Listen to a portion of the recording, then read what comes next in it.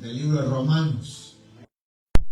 Yo creo que espero que lo haya leído con anticipación, para que así hoy yo ya sé de lo que voy a hablar, lo que va a hablar el hermano. Y si al leerlo tenemos ciertas dudas, esperamos en esta noche que puedan ser aclaradas. Amén. Porque esa es la intención de que vengamos y meditemos en su palabra, capítulo por capítulo, para que así podamos aprender cada día más y que nuestro carácter sea formado. Amén. Así que capítulo número 7 de Romanos, ¿lo tenemos todos?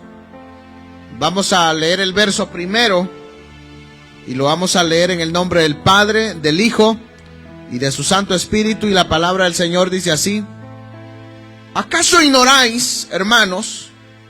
Pues hablo con los que conocen la ley, que la ley se enseñorea del hombre entre tanto que éste vive. Porque la mujer casada está sujeta por la ley al marido mientras éste vive. Pero si el marido muere, ella queda libre de la ley del marido. Así que si en vida del marido se uniere a otro varón, será llamada adúltera. Pero si su marido muere, es libre de esa ley, de tal manera que si se uniere a otro marido, no será adúltera. Así también vosotros, hermanos míos, habéis muerto a la ley mediante el cuerpo de Cristo, para que seáis de otro, del que resucitó de los muertos, a fin de que llevemos fruto para Dios. Porque mientras estábamos en la carne, las pasiones pecaminosas que eran por la ley obraban en nuestros miembros, llevando fruto para muerte. Pero ahora estamos libres de la ley por haber muerto para aquella en que estábamos sujetos, de modo que sirvamos bajo el régimen nuevo del Espíritu y no bajo el régimen viejo de la letra. Oramos al Señor. Digamos: Padre y buen Dios que estás en los cielos, te damos gracias, Señor, por la oportunidad que nos has concedido de permitirnos, Señor, poder alabarte, poder bendecirte, poder glorificarte una noche más, Padre de la gloria. En esta hora, Señor, te pedimos que seas tú tomando el control de nuestras mentes, el control de nuestros corazones, el control de nuestras vidas, Padre de la gloria, para que la meditación, Señor, de tu maravillosa palabra, Padre de la gloria, pueda ser de gran bendición para nuestras vidas, que pueda ser de gran aliciente, Señor, y que cada día aprendamos más, Padre de la gloria, y que tu palabra quede grabada en la tabla de nuestros corazones. Te lo pido, Señor, en el nombre maravilloso de nuestro Señor Jesucristo. Amén y amén. Gloria a Dios. Tengan la bondad de sentarse, hermanitos. Vamos a meditar en estos versículos que nos corresponde analizar. Así que esperamos que podamos avanzar y que cada día, hermanos, que venimos a estos estudios bíblicos puedan ser de gran bendición para nuestras vidas. Yo le pido que le ore siempre al Señor para que su palabra pueda quedar grabada en sus corazones y que así la podamos poner en práctica. Amén. Hace 8 días hablábamos sobre nuestra identificación con Cristo. Hoy no les pregunto de qué hablamos, hoy les digo. Hablamos de nuestra identificación con Cristo y la otra parte era la santificación. Amén. Entonces, el capítulo número 5 nos hablaba de la santificación potencial. El capítulo número 6 nos hablaba sobre la santificación por posición, pero con lo que les dije hace un rato, nuestra identificación con nuestro Señor Jesucristo. Amén. Quiere decir que nos tenemos que identificar con Él. De eso se hablaba en el capítulo, nuestra identificación con Cristo. Entonces, yo creo que si ya le entregamos nuestra vida a Cristo Jesús, tenemos que estar identificados con Él. Amén. Entonces, si nos identificamos con Él, claro que nuestra vida va a dar fruto agradable delante del Señor. Pero una vida alejada del Señor no puede dar ningún fruto que sea agradable delante del Señor. Entonces, hoy vamos a hablar sobre la santificación ineficaz. Amén. ¿Santificación qué? Complicadito, ¿verdad? Ineficaz. Entonces, pero claramente, hermanos, en estos versículos el apóstol Pablo deja en claro que como seres humanos, mientras estemos en este cuerpo, no vamos a poder alcanzar ese nivel de santidad, sino que siempre vamos a estar agobiados bajo esta carne. Vamos a estar se puede decir que vamos a estar siendo golpeados cada rato. Pero ¿saben lo maravilloso de todo esto? Que este hombre que menciona, que se habla aquí, o nuestra posición acá, que como que somos golpeados, que como que somos agobiados, como que prácticamente como que fracasamos, pero cuando llegamos al capítulo número 8, la situación cambia. Porque este que es golpeado, este que es, se puede decir, lo están azotando, se puede decir como todo el sufrimiento que pasa, en el capítulo 8 habla que este mismo hombre se levanta y es victorioso. Pero ya no para que nos gloriemos, sino para que, hermanos, glorifiquemos a nuestro Cristo. Porque en Él es el que nosotros somos victoriosos. Amén. Entonces, claramente, el verso número 1 dice: ¿acaso ignoráis, hermanos? Pues hablo con los que conocen la ley, que la ley se enseñorea del hombre, entre tanto que éste vive. Amén. Entonces, claramente, hermanos, vemos acá que nosotros vamos a cada día, desde que llegamos a los pies de Cristo, recuérdense que venimos nosotros de un mundo, se puede decir de un estilo de vida, el cual es agobiado a lo pecaminoso. Pero cuando Cristo Jesús llega a nuestras vidas, ocurre ese cambio sobrenatural en nosotros. Entonces, claro que desde ahí cambia toda nuestra manera de ser, y nosotros somos convertidos en nuevas criaturas.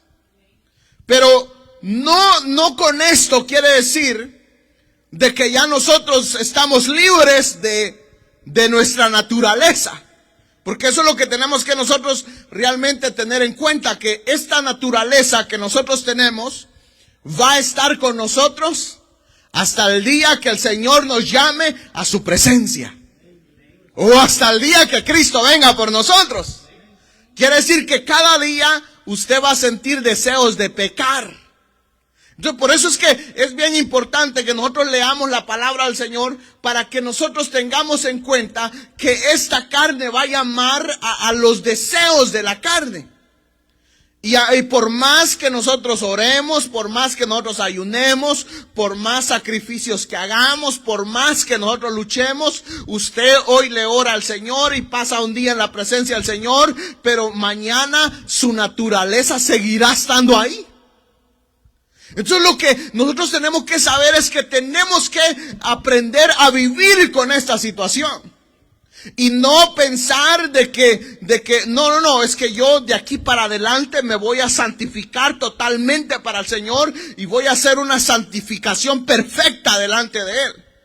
Y no me voy a acercar a tales personas porque me voy a contaminar, o un montón de cosas que tal vez, hermanos, nosotros pensemos en algún momento en que lo vamos a poder alcanzar, pero luego al ver la realidad de las cosas, que no vamos a poder llegar a esa perfección mientras estemos en este cuerpo, viene la frustración, viene el perder la paciencia.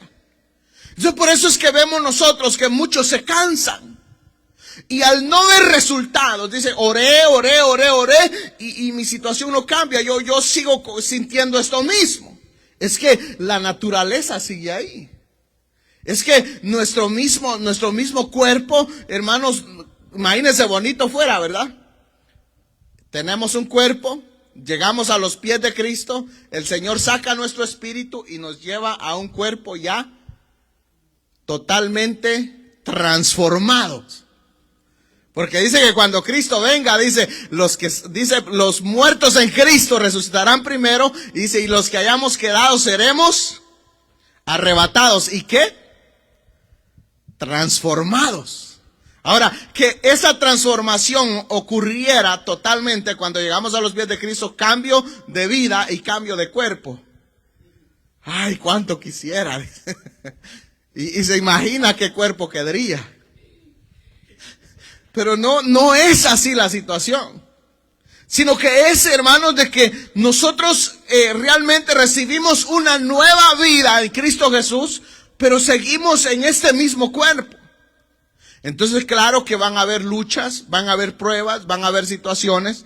Y nosotros sabemos, hermanos, de que cuando el apóstol Pablo explica acá y dice que la ley se enseñorea del hombre entre tanto que éste vive. Pero ¿de qué ley estamos hablando? ¿Ustedes recuerdan lo que habla en Génesis capítulo número 3? ¿Qué habla Génesis capítulo número 3? Habla donde el hombre perdió todo lo que el Señor había entregado en sus manos. Por no haber obedecido, por no haberse mantenido en lo que el Señor, hermanos, les había demandado. Y eso es lo difícil para nosotros. Muchas veces, para nosotros, lo complicado es hacer algo que nos dicen que no hagamos. Es verdad. Usted le dice, mijo, no haga esto. Y eso es por como que la mera tentación. No meta el dedo ahí, en el plug de la luz. Y el niño es curioso. ¿Por qué mi mamá dice que no meta el dedo? ¡Pum! Y de repente, ¡pa! El choque eléctrico. Y ahí aprendió que no tiene que meter el dedo en ese lugar. Mi hijo no le jale aquí tal vez no, pero allá en otros países no le jale la cola al perro. Y bueno, curioso va y le toca la cola y el perro solo le pela los dientes. Y otra vez va y le toca la cola. Y de repente agarró valor y le agarra la cola y de repente el perro se le lanza con todo y le mordió. ¿Pero le advirtieron o no le advirtieron? Pero si no le dicen nada, ¿qué hubiese hecho? Deja al perro tranquilo. Pero el problema es saber lo que realmente no tenemos que hacer. El Señor les dijo a Adán y Eva, ¿qué fue lo que les dijo? Cuando los puso en el huerto del Edén, les dijo, de todo el fruto que ustedes ven, de todos los árboles, ustedes pueden comer. Pero este árbol, este fruto de este árbol, no lo podéis comer. Entonces, claro, ahí estaba la tentación. A saber cuánto tiempo estuvieron preguntando, ¿pero por qué? ¿Pero por qué? ¿Pero por qué? ¿Pero por qué? Entonces, claro, llegó el tentador y lo tentó. Eso es como cuando usted ve algo que es ilícito en la televisión.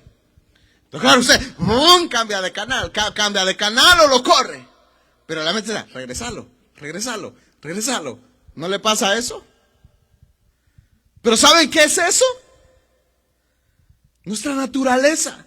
Ahora, ¿es preocupante eso? Es normal de nuestra naturaleza.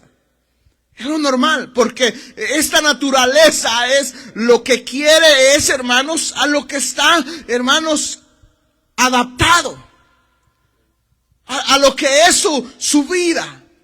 Este cuerpo, y el mismo Pablo se maldecía él mismo su cuerpo. Decía la palabra y decía, yo dedicado a esto. Y imagínense, ¿y era quién?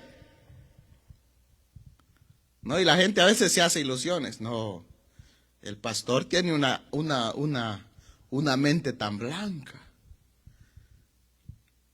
No, es que la hermana tiene una mente tan blanca.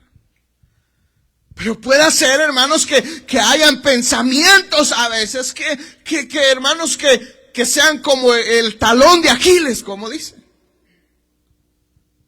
Pero contra eso es lo que tenemos que luchar. Por eso que primeramente el apóstol Pablo dice que la ley se enseñorea del hombre entre tanto que éste vive. Ahora, solución. Él mismo da la solución. Ustedes recuérdense que el apóstol Pablo siempre ha sacado a relucir los defectos del ser humano. Y eso como que por eso es que los mensajes del apóstol Pablo no eran muy recibidos. O de todos los apóstoles no eran muy recibidos. Porque no nos gusta que nos digan que tenemos una mancha. O que le diga, hermana, ese estilo del peinado que se hizo hoy no le quedó bueno, hermano. Y no le gusta. Hermana, esa ropa que se puso hoy no le quedó buena y no le gusta. Hermano, esa corbata, hermano, ya no se la ponga. ¿Y qué? Si es mía, pues yo me la quiero poner. Pero como que eso es lo que no nos gusta. Entonces, claramente el apóstol hacía ver lo realmente, la esencia de lo que hay en la naturaleza humana. Pero ahora, como todo buen doctor, ustedes saben, el doctor no solo le va a decir la enfermedad, sino que también le da la solución a todo esto. Ahora, él inicia explicando esto y dice en el verso 2, si usted quiere seguirme leyendo el verso 2, dice, porque la mujer casada está sujeta por la ley al marido mientras éste vive. Pero si el marido muere, ella queda libre de la ley del marido. Amén. No vamos a hablar del matrimonio. Venga el viernes. El viernes sí vamos a hablar del matrimonio. Pero hoy no. Hoy es, hermanos, una analogía. Amén. Tomada de que el apóstol Pablo usó para poder darles a entender a ellos. Recuérdense que cuando una persona, una pareja, un varón y una hembra contraen matrimonio, a ver los casados, ¿hasta cuándo se termina el matrimonio? Hasta la muerte. Entonces no esté pensando que 3 años, que 4 años, que 5 años, que contrato. Hoy lamentablemente está tan arruinado. Hoy hacen contrato de matrimonio 6 meses. Y si no nos entendemos, tú por tu lado, yo por el mío, y ya está firmado que va a haber divorcio. Eso es diabólico. Y que el Señor lo reprenda. El matrimonio que la Biblia habla dice que es hasta que la muerte los separe. Entonces cuando aquí el apóstol Pablo pone el ejemplo de que mientras los dos cónyuges viven, no puede haber que la mujer o el varón se acompañe con otra persona. ¿Por qué razón? Él da la explicación. Leemos nuevamente el verso 3. Así que si en vida del marido se une a otro varón, así que si en vida del marido se uniere a otro varón, será llamada adúltera. Amén. Pero si su marido muriere, es libre de esa ley, de tal manera que si se uniere a otro marido, no será adúltera. Entonces, ¿de qué es la única manera que aquella que es casada puede volver a unirse a otro varón? Se le prendió el foco. Mañana le echo 3 pasitos. Recuérdense que el Señor conoce. Y más si mira que yo he mirado el anuncio nada más, pero una serie de mujeres asesinas, Dios mío. Encomiéndese al Señor, varones. Pero claramente, hermanos, vemos acá que únicamente cuando la mujer puede y queda libre de la ley del matrimonio es cuando uno de los dos, el marido o la mujer, muere, entonces puede volver normalmente, puede volver a rehacer su vida, puede volver a casarse, a contraer matrimonio, a rehacer la palabra del Señor menciona mucho eso, de que la mujer viuda que revuelva a hacer nuevamente su vida. Pero si no es así, que se casa, se divorcia, luego se casa con otro y luego se vuelve a divorciar y se casa con otro, eso es diabólico y un día el Señor le va a pedir cuentas. Pero entonces, lo que yo quiero que entendamos nosotros ahora es para que nosotros entendamos de qué manera nosotros somos justificados delante del Señor. Porque el apóstol Pablo lo que quiso dar a entender con esta explicación del matrimonio es cuál es nuestra posición hoy en Cristo Jesús. Verso 4. Oigan bien, o léanlo conmigo. Así también vosotros, oigan bien, hermanos míos, habéis muerto a la ley mediante el cuerpo de Cristo, para que seáis de otro, del que resucitó de los muertos, a fin de que llevemos fruto para Dios. Entonces, claro que recuérdense que nosotros no había forma de que nosotros estábamos casados con la condenación. ¿Amén? Esa era la ley.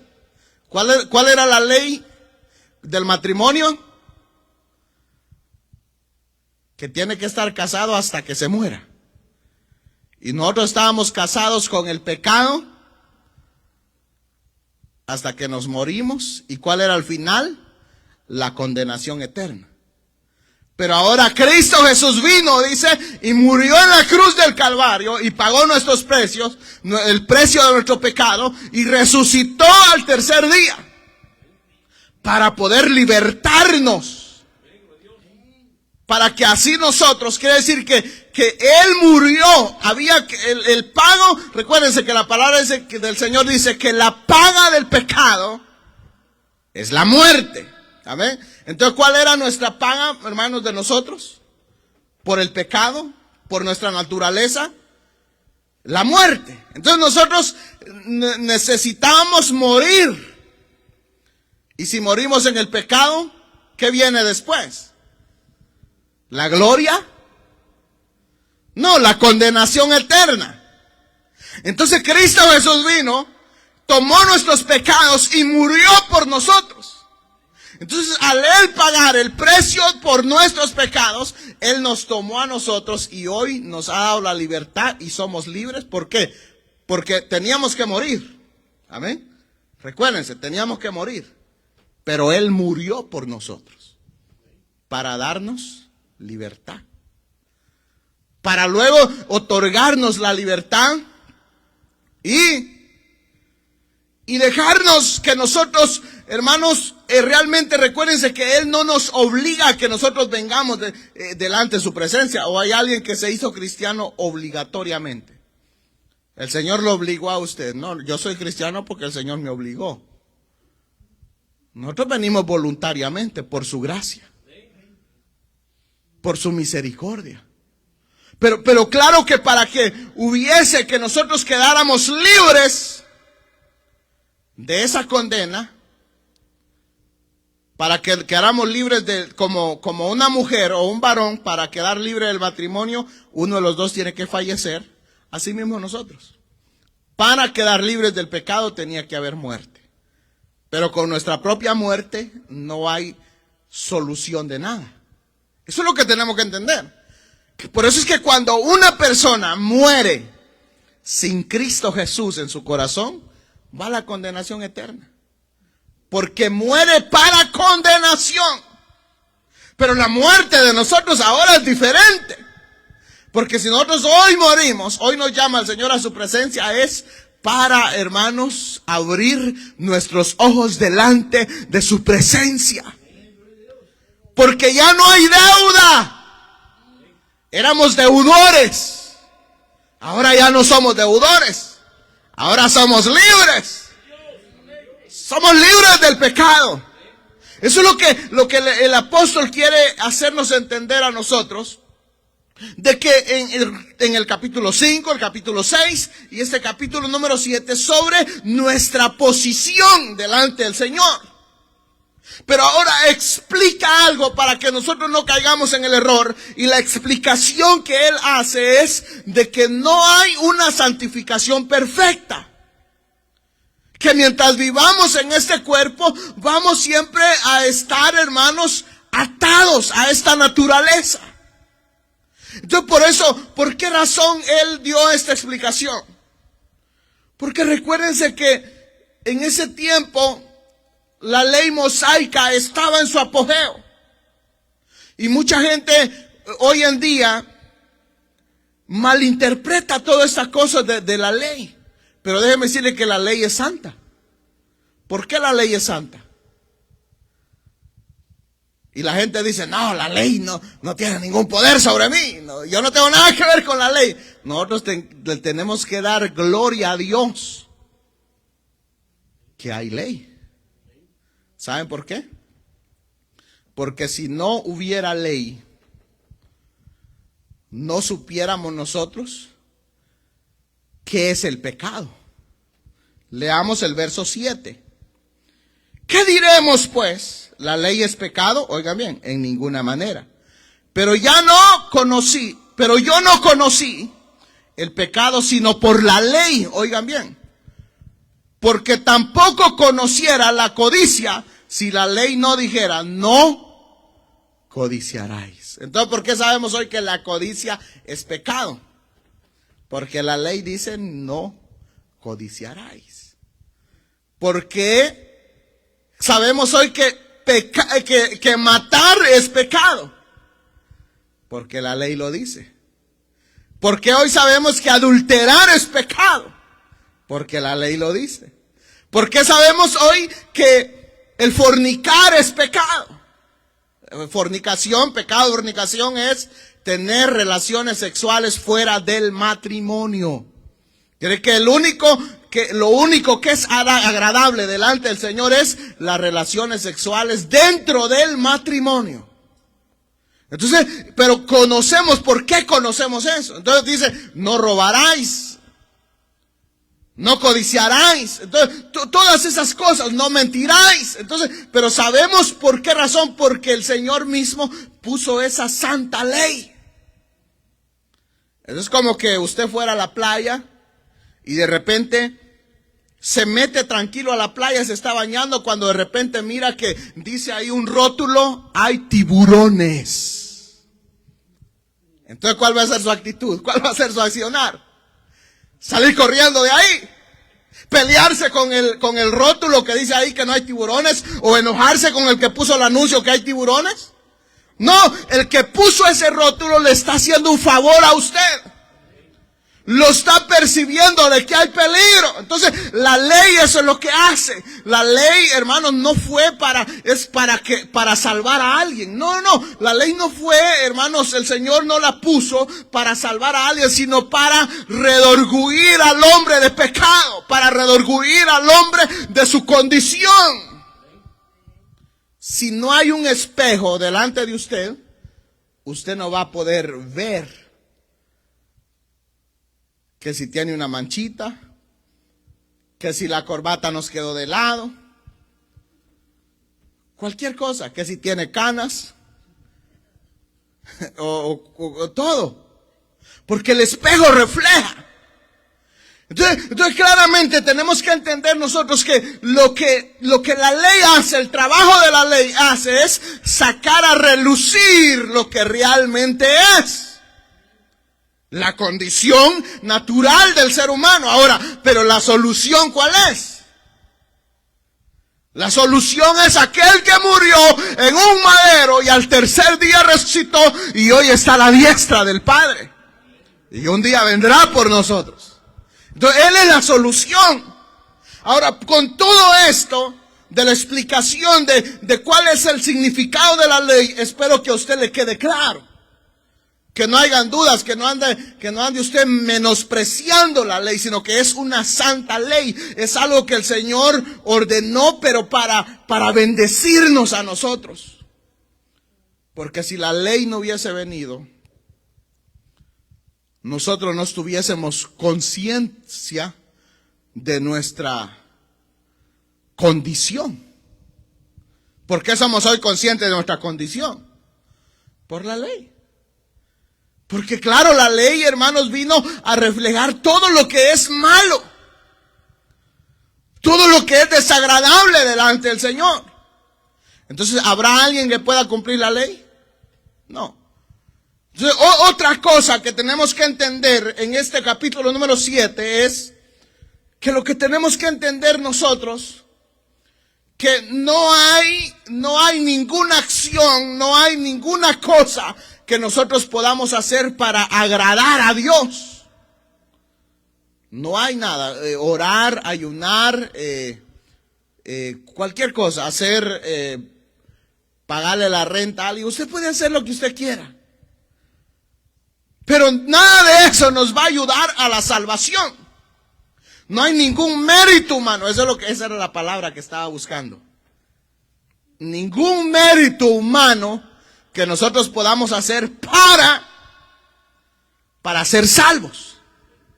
Eso es eso es lo que el apóstol Pablo quiere hacer entender. De que por nuestra naturaleza tenemos que seguir viviendo. ¿En cuál era el título de hoy?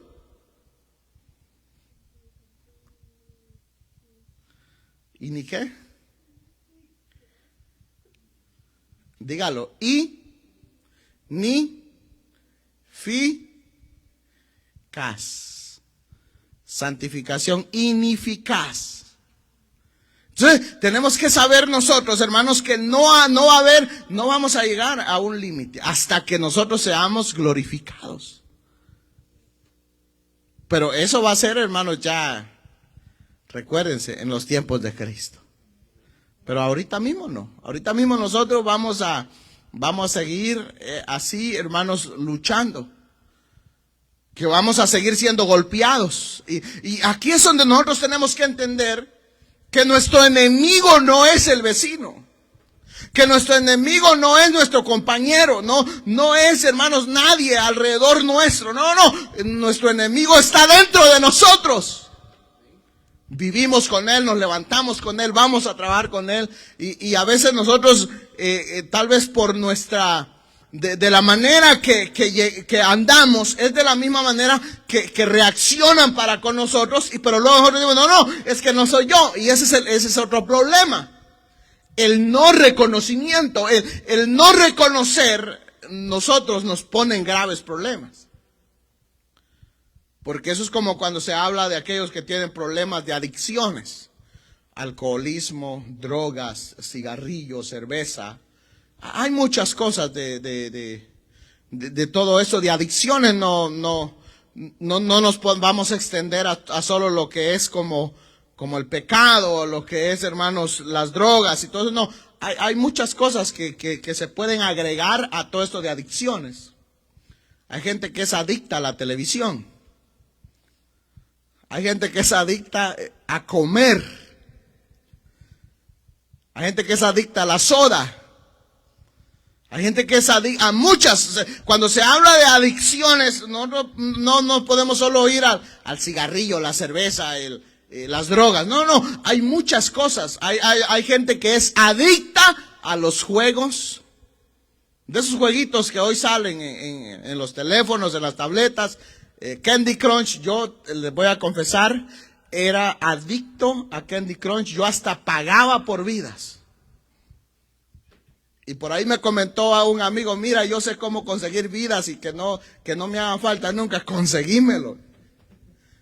Te cobro tanto, no importa, démosle. Pero un día el Señor me redorgulló y de un solo borré todo.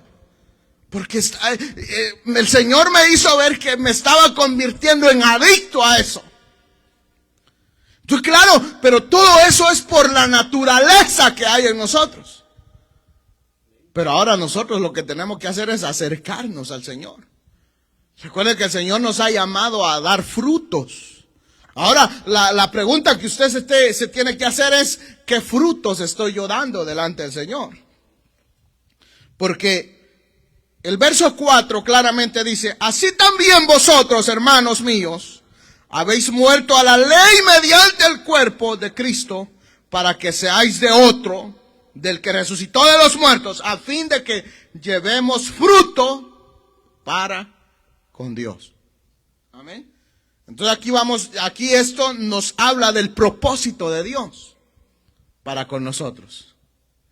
¿Y qué es? El fruto. Nuestro Señor Jesucristo habló de los frutos dignos del arrepentimiento. Puso el ejemplo del árbol bueno y el árbol malo. Un árbol bueno no puede dar malos frutos, un árbol malo no puede dar buenos frutos. ¿Cuál es el fruto que usted está dando? ¿Ah? Recuérdense que yo no conozco su vida, pero el Señor sí. Entonces, ¿cuál es el fruto que está dando? Si el Señor, recuerden, ¿para qué fue, hermanos, que el Señor utilizó la ley o para qué trajo la santa ley? Para hacernos ver lo pecaminoso que hay en la naturaleza humana. Entonces, claramente, si hoy se les está preguntando que cuáles son los frutos, no crean que yo se lo estoy preguntando. Es lo que el Señor siempre nos ha preguntado. Y es lo que el Señor siempre nos ha demandado.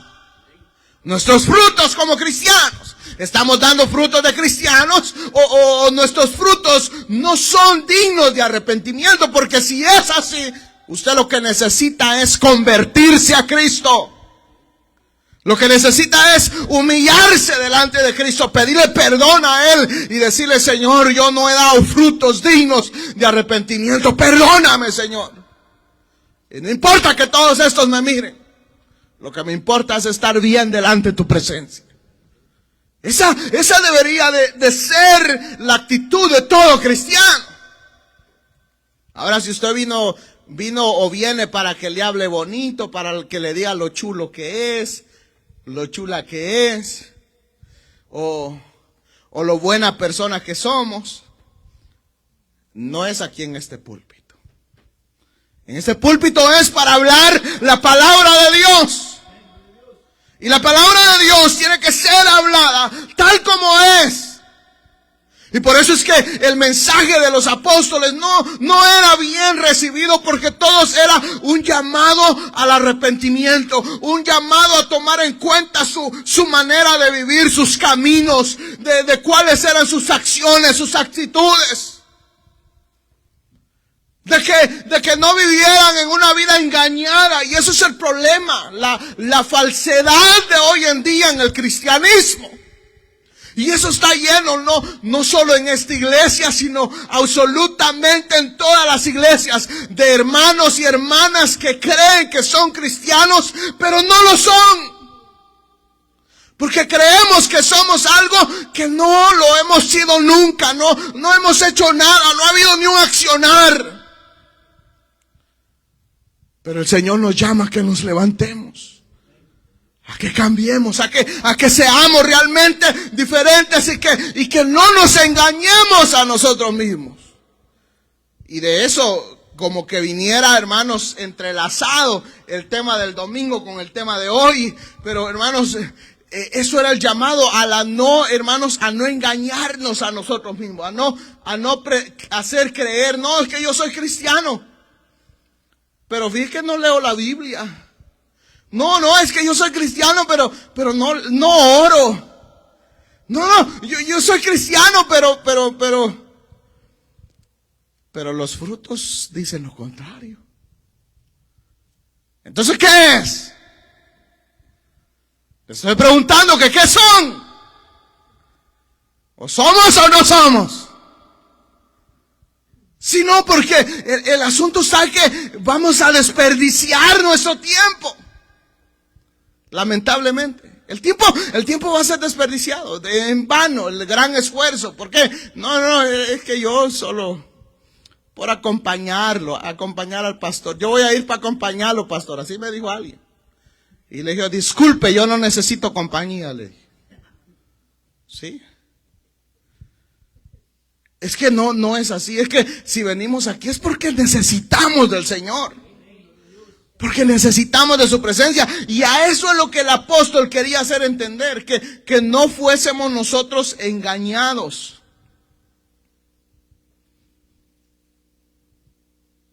Oigan lo que dice el verso 9. Y yo sin la ley vivía en un tiempo, pero venido el mandamiento, el pecado revivió y yo morí. Verso 10. Y hallé que el mismo mandamiento que era para vida, a mí me resultó para muerte. Oigan bien. Porque el pecado, tomando ocasión por el mandamiento, me engañó y por él me mató. Oigan bien.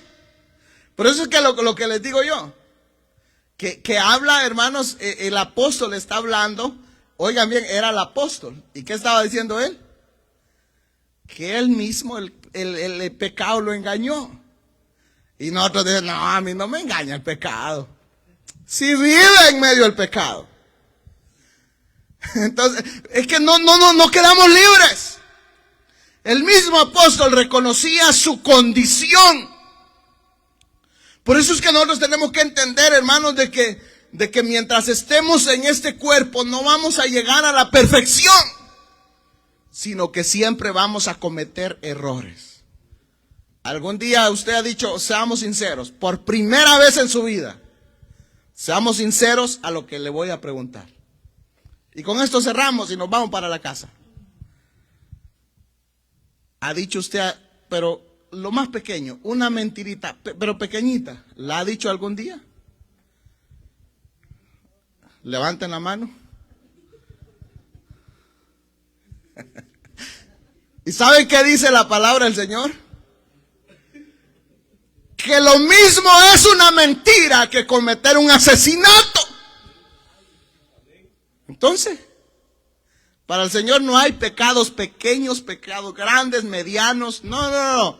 Blancos, rojitos, azulitos. No hay, es lo mismo.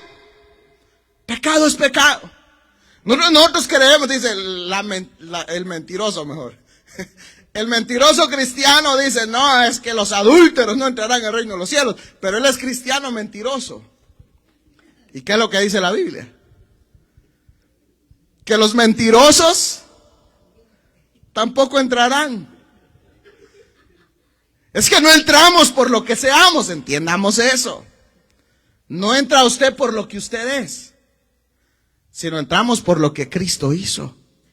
El problema, ¿saben cuál era el problema en la iglesia de los romanos? Eran que algunos se santificaban y se creían más santos que los otros.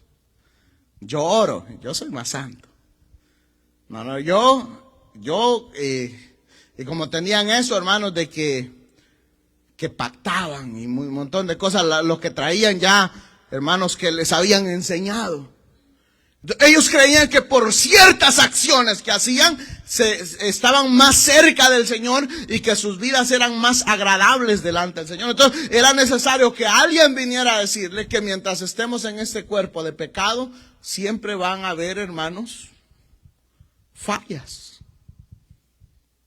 Amén. Pero el fracaso no está en aquel que se tropieza y cae. ¿Saben dónde está el fracaso? El no levantarse. Ahí está. El fracaso no está en aquellos que se tropiezan y se caen, sino que el fracaso está en aquellos que se quedan donde se cayeron, sino que está, hermanos, en aquellos que se levantan humillados pidiéndole perdón al Señor y le digan, Señor, aquí estoy, yo sé que no soy perfecto. Es como aquellos dos hombres que llegaron, hermanos, al altar y uno, hermanos, se vanagloriaba. Uno se vanagloriaba, dice que el otro estaba humillado ahí y le decía al Señor, Señor, yo no soy digno ni de siquiera alzar los ojos al cielo. Yo no soy digno, Señor, de ni siquiera levantar mis manos al cielo. Y dice que él se golpeaba el pecho y decía, ¿usted se ha golpeado el pecho algún día? Este hombre se golpeaba el pecho. Pero si es mi culpa, yo soy el culpable. El apóstol Pablo, hermanos, decía que él, hermanos, azotaba su cuerpo. Y decía, culpable de mí. Y decía, ¿quién me podrá liberar de esta carne de pecado? Pero además, sin embargo, encontró que hay una liberación mientras él anduvo en el engaño un montón de tiempo porque él defendía la ley. Pero cuando Cristo llegó, hermanos, delante de su presencia y dice que lo trajo a él, entonces él entendió que en Cristo es donde está la solución a todas las cosas. Entonces lo único que nosotros tenemos que hacer es humillarnos cada día delante de Cristo y procurar dar frutos dignos de arrepentimiento. Pongámonos de pie.